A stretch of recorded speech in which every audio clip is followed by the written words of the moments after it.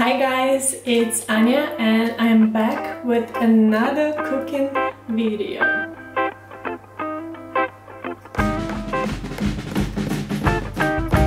So what I'm gonna be making today is a brownie test.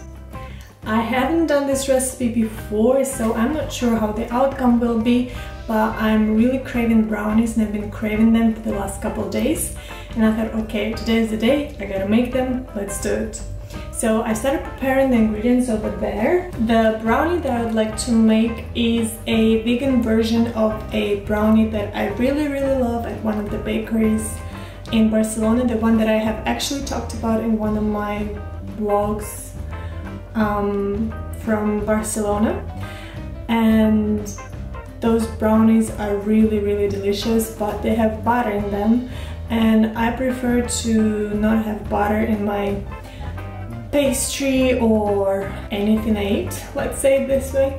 So I will try and create something similar to those ones. So as far as I know, usually brownies are made with eggs, and to mimic this egg texture and to give this fluffiness and volume in some way, for the brownies I'm gonna use aquafaba, which is a chickpea brine or chickpea water that you can find in a jar or a can of cooked chickpeas, or if you cook the chickpeas yourself, the leftover water is what is called aquafaba.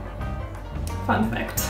And for the sugar in this recipe, I'm using two types of sugar. I'm using panela, which is unrefined cane sugar, and I'm using just simple cane sugar. Both of them are organic, and I'm just going to whip them with a handstand mixer or electric mixer, whatever you have. I actually have electric mixers. Handstand? Well, it's not doing the handstands, right? So handstand. I'm not sure how it's called, but I would suggest you know what I mean. And so yeah, I'm gonna be using an electric mixer and whip it until it becomes like a glossy whipped liquid. Then I am going to melt chocolate. I'm going to be using three types of chocolate: 80%, 82%, and 77%. They are all coming from different countries, but I thought it could be nice to mix different types of chocolate all together and give it even more depth of flavor, just to give it a try and try different textures and flavors. And I'm going to melt it with butter. I'm just using vegan butter that has no palm oil in it.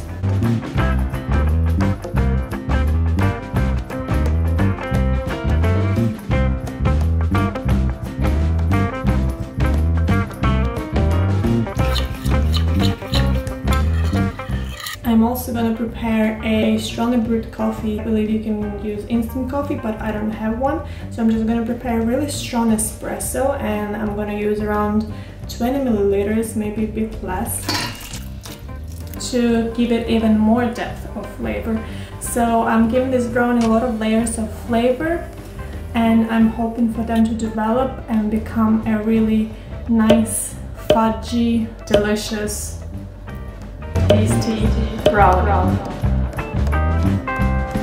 And for the flour, I am using whole grain spelt flour, and I'm going to measure it out with cocoa powder. I am short on cocoa powder, so I'm going to be using 10 grams more of carob, which resembles cocoa powder quite well. And I'm going to be using cocoa powder that is full of fat content, because this is the one that you should be using to bring all the flavor out, because if you're using the fatless cocoa powder, there's going to be no flavor at all. I just gotta prepare you for this.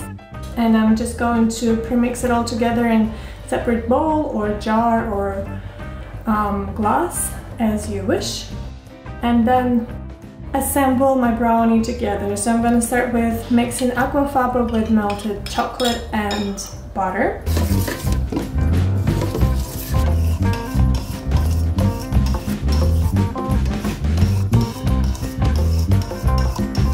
Then I will start sifting my flour in and mixing and folding and stirring and trying not to overmix. And add the last bit of salt in it. I'm going to chop the chocolate that I have left over for the chocolate chunk triple chocolate brownie. And then I am going to fold it all in again. And a little bit of baking powder, but I'm not sure if it's gonna work for me or not, so I'm gonna let you know because I don't really see brownie recipe calling for baking powder. So I'm just giving it a try and experimenting with it. Remember, it's a brownie test, so prepare your tin or baking pan. And have I forgotten something else?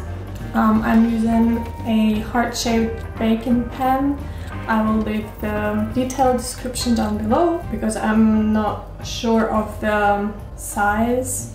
It's always better to use a parchment paper to make sure it doesn't stick to the pan, and you don't have to oil the parchment paper. But if you're willing to try and bake the brownies just in a pan, make sure you oil it really well. And then I'm going to pop it into the oven that's been preheated to around 180, depends on the oven. So it's been 34 minutes and now I am going to check my brownies because I don't want them to be overdone, and I'm just carefully opening. Wow, it smells so good. Let's see, I'm gonna use it was a close up. I'm gonna use a toothpick. Comes out clean. Well, it seems done to me. So I'm just gonna take it out now.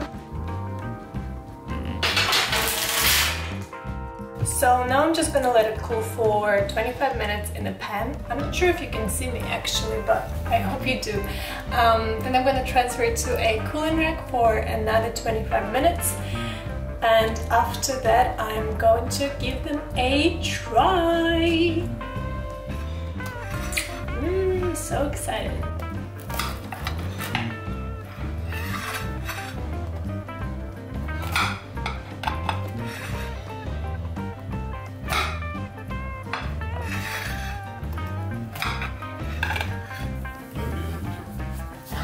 What? I really like it.